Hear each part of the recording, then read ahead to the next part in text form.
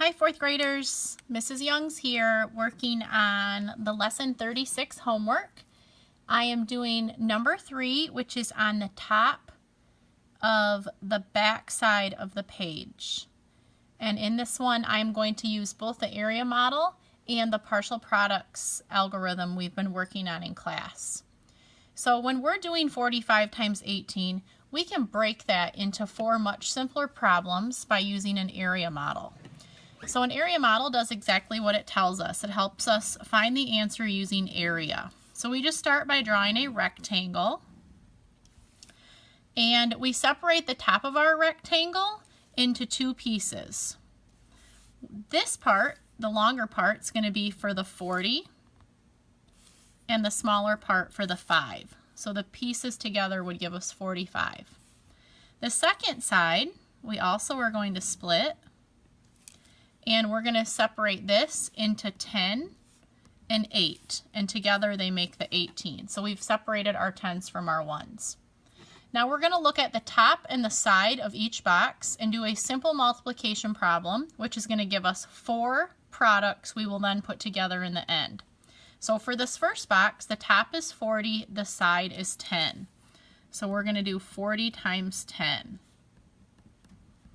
And all of the facts in here are things that we've learned in class and you should be able to figure out. So for this box, the top is 5 and the side is 10. So we do 5 times 10. For this box, the top is 40 and the side is 8.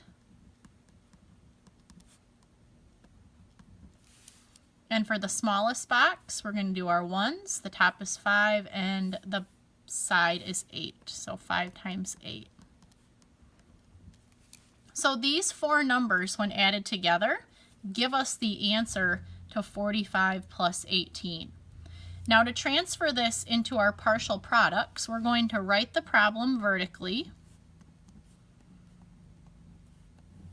And we're just going to go one step at a time. So we start by multiplying our 1s. So 5 times 8. And we can look right over at the chart and actually see that that's one of our products inside. So we get 40. Now we're going to continue to use the 8. We're going to go on the diagonal here. And this time we're going to do 40 times 8. We're leaving the 5 out because we're just multiplying the 4 and the 10. So 40 times 8, which we can also find right over here, is 320.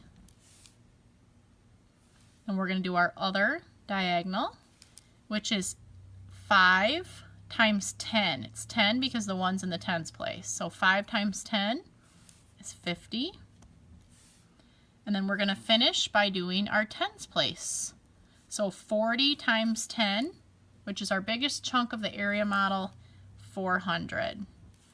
Now when we add these 4 products together, we call these the partial products because they're all part of the answer.